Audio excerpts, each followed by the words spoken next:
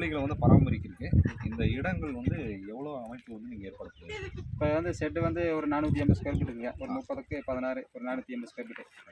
இப்போ காலி இடம் வந்து ஒரு 5 சென்ட் வருங்க. அவ்வளோதான் 5 சென்ட் இதுக்குள்ள இருக்குது. மேற்படி இன்னும் நீங்கள் அதிகப்படுத்துகிற மாதிரி ஐடியா இருக்குதுங்களா? அதிகப்படுத்தினா இப்போதைக்கு பண்ணலாங்க. ஃபஸ்ட்டு வந்து சின்ன சின்னதாக ஆரம்பிச்சுங்க. ஃபஸ்ட்டு 100 ஆரம்பித்தேன். சரிங்க.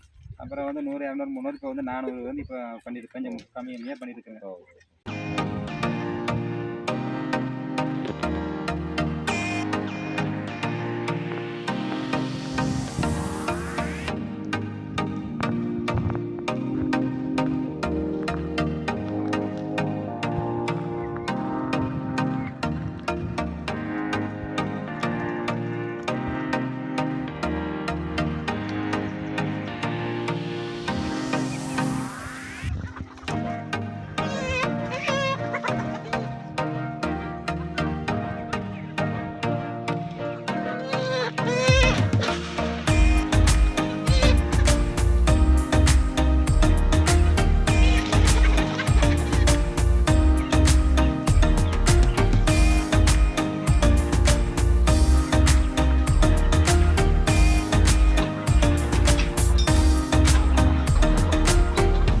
Welcome to Siva Arun TV.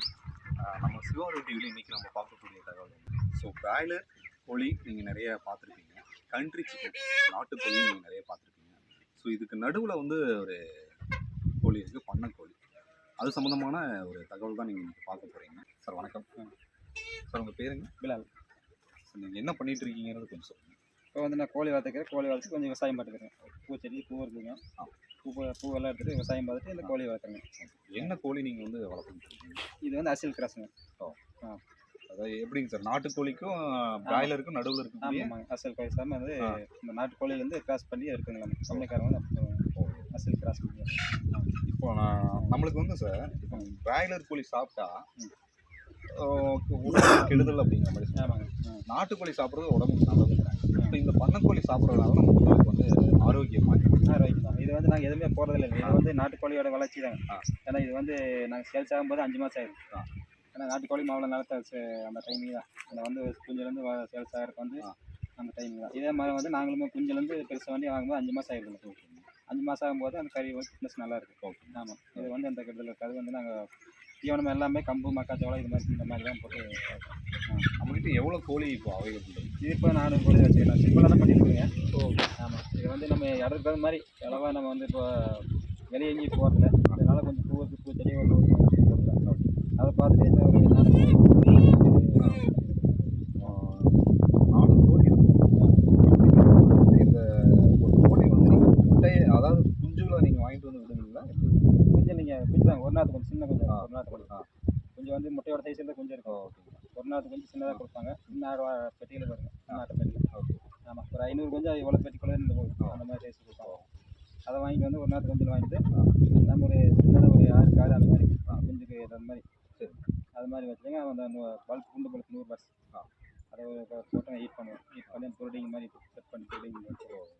So நீங்கள் வாங்கிட்டு வந்து தீவனம் வந்து நீங்கள் என்னென்ன தீவனம் வந்து இது வந்து கம்பெனி தீவனம் எஸ்கேஎம் தான்.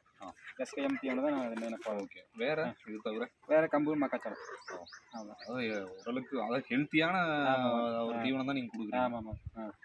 கோழிகளை வந்து பராமரிக்கிறதுக்கு இந்த இடங்கள் வந்து எவ்வளோ அமைப்பு வந்து நீங்கள் ஏற்படுத்துவீங்க? இப்போ வந்து ஷெட்டு வந்து ஒரு 480 ஸ்கொயர் ஃபீட் இருக்குங்க. ஒரு 30க்கு 16 ஒரு 480 ஸ்கொயர் ஃபீட். இப்போ காலி இடம் வந்து ஒரு 5 சென்ட் வருங்க. அவ்வளோதான் 5 சென்ட் இதுக்குள்ள இருக்குது. மேற்படி இன்னும் நீங்கள் அதிகப்படுத்துகிற மாதிரி ஐடியா இருக்குதுங்களா? அதிகப்படுத்தினா இப்போதைக்கு பண்ணலாங்க. ஃபஸ்ட்டு வந்து சின்ன சின்னதாக ஆரம்பிச்சுங்க. ஃபஸ்ட்டு 100 ஆரம்பித்தேன். சரிங்க. அப்புறம் வந்து 100, 200, 300 இப்போ வந்து 400 வந்து இப்போ பண்ணிட்டு கொஞ்சம் கம்மியாக பண்ணிட்டு இருக்கேங்க. ஆமாம், இப்போ நம்ம இடத்துக்கு வந்து இவ்வளோதான் போதும் மாதிரி செஞ்சுருக்கோம். வியாபாரியை வந்து உங்ககிட்ட வந்து வாங்கிட்டு இருக்கிறாங்க. தொடர்ந்து வாங்கிட்டு தான். ஆமாம், கறிக்கடை எல்லாருமே வந்து வாங்கிக்காங்க. இது வந்து முட்டை வைக்காதுங்களா? முட்டை வைங்க. 5 மாதம் மேலே 6வது மாதம் முட்டை வைங்க. நீங்கள் எப்படி அந்த முட்டையை நீங்கள் சேல்ஸ் பண்ணுறீங்க? முட்டை வந்து லாஸ்ட்டுக்குள்ளே என்ன ஒரு முட்டை வச்சு வச்சுருந்தீங்க. 4 கிலோ சேல்ஸ்க்கு ஆரம்பிச்சுங்க. சேல்ஸ் முடியும் போது 2 மாதம் ஆயிடும். அதுக்குள்ளேயும் முட்டையும் வைக்கி. முட்டை வைக்கும்போது முட்டையும் சேல்ஸ் பண்ணுவோம். ஓகே. இது கோழி மட்டும் தான் இருக்குதுங்களா இல்லை சேவலும் இருக்குது? சேவல் ரெண்டுமே கலந்துருக்கு. சரியாக இருக்குது. ரெண்டுமே ஈக்குவலாக தான் இருக்குது. ஈக்குவலாக தான் இருக்குங்க. ஓகே. வந்து பாதி சேவல் தான் இருக்குது, பாதிக்கு இருக்கும். இப்போ 5 மாதத்துலேயே வந்து அது ஓரளவுக்கு நல்லா கறிக்கு ரெடி ஆகிடும். 5 மாதத்துலேயே ரெடி ஆகிடும். ரெடி ஆகிடும். இப்போ ஒரு கிலோ வந்து என்ன விலைக்கு வந்து நீங்கள் கொடுக்குறீங்க? இப்போ 300 மாதிரி கொடுக்கும். 350. இப்போ ஒரு கோழி வந்து எத்தனை கிலோ வரைக்கும் விழுது?